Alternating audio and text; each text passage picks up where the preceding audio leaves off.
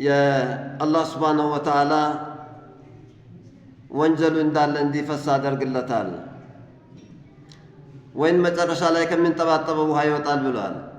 ሁለት እግሮቹን ያጠበ ከሆነ ደግሞ በእግሮቹ ላይ የተራመደው የሰራው አስፈላጊ ያልሆኑ ቦታዎችን የተንቀሳቀሰበት ወንጀል ሁሉ መጨረሻ ላይ ከውሃው ፈሶ ይወጣለታል ብሏል። ከዛስ ሐታ የኽሩጀ ነቅየን ሚነ ዙኑብ ይህንን ውዱእ በአማረ ሁኔታና በታዘዘው አይነት አድርጎ ከጨረሰ ከወንጀል ንጹህ ሆኖ እስኪወጣ ድረስ ወንጀሉ ሙሉ በሙሉ በውዱእ ውሃ ፈሶለታል። ታዲያ ከወንጀል ንጹህ ሆኗል። ወደ ሰላት ሲገባ ደግሞ ሌላ አጅር ነው የሚጨመርለት ማለት ነው። ረዋሁ ሙስሊም በሰሒሕ ሙስሊም እንደተገለጸው ይህን ነው። وعن عبد الله بن سناجي رضي الله عنه أن رسول الله صلى الله عليه وسلم قال إذا تودع العبد فمضمض خرجت خطاياه من فيه በሌላ መዲሳቸው እንደዚህ ነቢያችን ዓለይሂ ሰላቱ ወሰላም እንዲህ ብለዋል። አንድ ባሪያ ወይም አንድ ሙእሚን የሆነ ሰው ውዱእ ሲያደርግ አፉን የተጎማመጠ ከሆነ በአፉ የነበረው ወንጀል ሰውን ያማበት፣ የተሳደበው ማላ ያዕኒ የማይጠቅም ነገር፣ ቀልዳ ቀልዶች፣ ብዙ አይነት ነገሮችን ሳናስበው እኛ በምላሳችን እንደምናወራ ይታወቃል። ያ ሁሉ ተገማምጦ ከሚደፋው ውሃ ይወጣለታል፣ ይፈስለታል ብሎ ገልጿል። فإذا استنثر خرجت الخطايا من أنفه በአፍንጫው ውሃ የሳበ እንደሆነ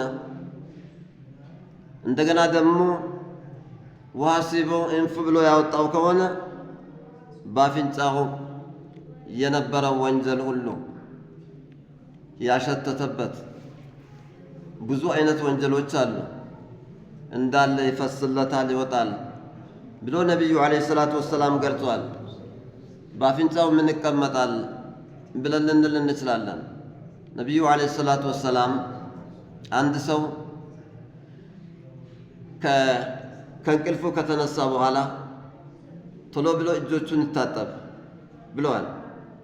እጆቹን ሳይታጠብ በውሃው እንዳይነክራቸው። ምክንያቱም ኢነሁ ለም የድሪ አይነ ባተት ሄዳ እጁ የት እንዳደረች እኮ አያውቀውም ብለዋል። እንደገና ደግሞ መጀመሪያ ውዱእ ስታደርጉ በአፍንጫችሁ ውሃ ሳቡ፣ ከዛም እንፍ ብላችሁ ውሃውን አስወጡት ብሏል። ለምን? ፈኢነ ሸይጣነ የቢቱ ዐላ አሐዲኩም ፊ ኸይሹመይህ ሸይጣን እኮ በእያንዳንዳችሁ እዚህ አፍንጫችሁ ስር ላይ ገብቶ ይተኛበታል፣ ያድራል። እዚህ ጋር ኸይሹም ማለት ይሄ ነው። እዚህ ውስጥ ገብቶ ስለሚያድር መቼም የተኛ ሰው ባጠገቡ ብዙ ቆሻሻዎች ሊኖሩ ይችላሉ። ሸይጣንም እዛው አፍንጫችሁ ስር ገብቶ ስላደረ የሸናውም ሽንት ሊኖር ይችላል። ብዙ አይነት ቆሻሻዎች ሊኖሩ ይችላሉና እሱን በአፍንጫችሁ ሐሲባችሁ እንፍ ብላችሁ አስወጡ በሚል ገልጿል ነቢዩ ዓለይሂ ሰላቱ ወሰላም። ሸይጣን በጣም ለጢፍ ነው። አየር ነገር ስለሆነ ገብቶ በፈለገው ቦታ መቀመጥ ይችላል። ፈኢዛ ገሰለ ወጅሀሁ እንደዚሁም ፊቱን ያጠበ ከሆነ በፊቱ በአይኖቹ የተመለከተው ወንጀል ሁሉ ሙሉ በሙሉ ይፈሳል። እንደዚሁም ደግሞ እጆቹን የታጠበ ከሆነ በእጆቹ የሰራው ወንጀል በጥፍሩ ውስጥ ያለው ወንጀል ሳይቀር በውዱእ ውሃ እንዳለ ይፈስለታል። በቅንድቦቹ መካከል ያለው ወንጀል እንኳን ፊቱን በሚያጡበት ጊዜ በውዱእ ውሃ ይፈሳል በሚል ነቢዩ ዓለይሂ ሰላቱ ወሰላም ገልጸዋል። ፈኢዛ መሰሐ ረእሰሁ ኸረጀት ልኸጣያ ሚን ረእሲህ ጭንቅላቱን ያበሰ ከሆነ በጭንቅላቱ በአናቱ ላይ ያለው ወንጀል እንዳለ ይነሳለታል፣ ይፈሳል። ሐታ ተኽሩጀ ሚን ኡዙነይህ ጭንቅላቱን አናቱን በማበሱ ሳቢያ ወንጀሉ ሙሉ በሙሉ ከጆሮ በኩል ፈሶ ይወጣለታል ብሎ ነቢያችን ናቸው የገለጹት። ፈኢዛ ገሰለ ሪጅለይህ ኸረጀት ልኸጣያ ሚን ሪጅለይህ እግሮቹን የታጠበ ከሆነ ከእግሮቹ መካከል የነበረው ወንጀልና አስፈላጊ ቦታ ያልሆነው ቦታ የሄደበት የተንቀሳቀሰበት ወንጀል ሁሉ ይፈሳል። ሐታ ተኽሩጀ ሚን ተሕቲ አዝፋሪ ሪጅለይህ ከጥፍሮቹ መካከል እስኪወጣ ድረስ ወንጀሉ እንዳለ የውዱእ ውሃ ሲነካው እግሬን አውጥኝ በማለት ይተረማመሳል፣ ይደመሰሳል ብለዋል። በዚሁ በተያያዘ ደግሞ ይህንን ስናደርግ ኢብሊስም ሸይጣንም ወስብሶ ያሰራን ወንጀል ቢኖር ተራራ ያክል ቢደርሱ እንኳን እንደዚሁ ይህንን በማድረጋችን ተውበት በማድረጋችን ያ ሁሉ ይደመሰሳል በሚል ነቢያችን ገልጸዋል። ሱመ ካነ መሽዩ ኢለል መስጂድ ወሰላቱ ናፊላ ከዛ በኋላስ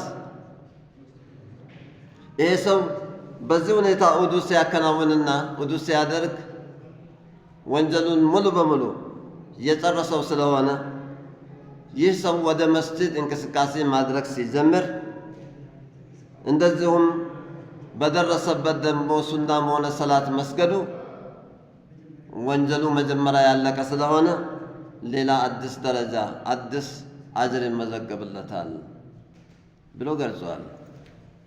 ታዲያ ይህ ለነቢያችን ኡመት ነው ዓለይሂ ሰላቱ ወሰላም። አልሐምዱሊላህ رواه النسائي وابن ماجه والحاكم وقال صحيح على شرط البخاري ومسلم.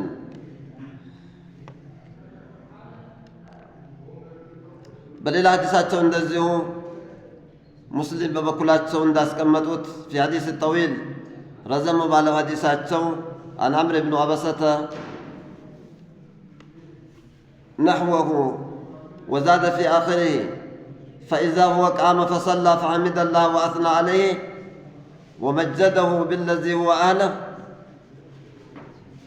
يا ውዱእን እንዲህ አከናውኖ ከጨረሰ በኋላ ወደ ሰላት ተነስቶ የቆመ ከሆነ እንደዚሁም አልሐምዱሊላህ ረብል ዓለሚን ብሎ ፋቲሃን መቅራት ከጀመረ ለአላህ የሚገባውን ምስጋና እስካቀረበ ድረስ እንደዚሁም ወፈረቀ ቀልበሁ ሊላሂ ተዓላ ለአላህ ጥርት ባለ ሁኔታ ቀርቦ ቀልቡንም ሰብሰብ አድርጎ ያደረገና የሰገደ ከሆነ ኢላ እንሰረፈ ሚን ኸጢአቲሂ ከየውመ ወለደቱ እሙ ይህ ሰው ወንጀል ከተባለ ነገር ሁሉ ጥርት ብሎ እንደምን አሁን እናቱ እንደወለደችው ሕፃን ልጅ ሆኖ ወደ ቤቱ ይመለሳል በሚል ነቢያችን ገልጿል ዓለይሂ ሰላቱ ወሰላም። ታዲያ ይህ እንግዲህ ለእኛ ትልቅ ዕድል ነው፣ ትልቅ ትምህርት ነው።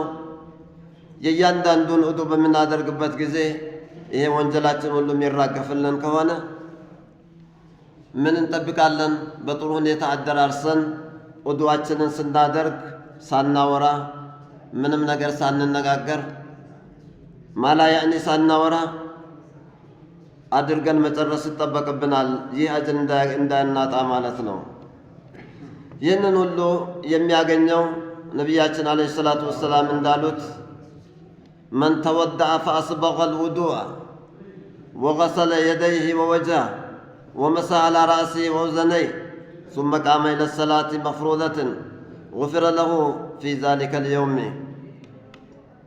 እንደዚሁም አደራርሶ ውዱእን አከናወነ እንደሆነ ከዛም ፊቱን አጥቦ እጆቹን አጥቦ ጸጉሩን አብሶ ጆሮውንም ሳይቀር ከዛም ወደ ሰላት የቆመ ከሆነ ፈርድ ሰላት ለመስገድ በተለይ በዚህች ቀን ያገኘው የነበረው ወንጀል ወዳው ይበርለታል፣ ይደመሰሳል።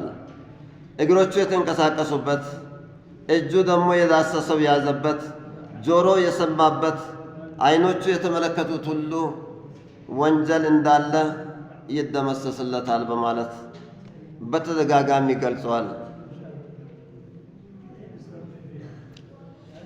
ታዲያ ይህ በአጠቃላይ ለኛ የትልቅ ለነቢያችን ኡመት ዓለይሂ ሰላቱ ወሰላም ትልቅ ምስጋናና ትልቅ የሆነ ሽልማት ነው። ትልቅ አርጎ ገር አርጎ ያስቀመጠለት ለነቢዩ ኡመት ብቻ ነው።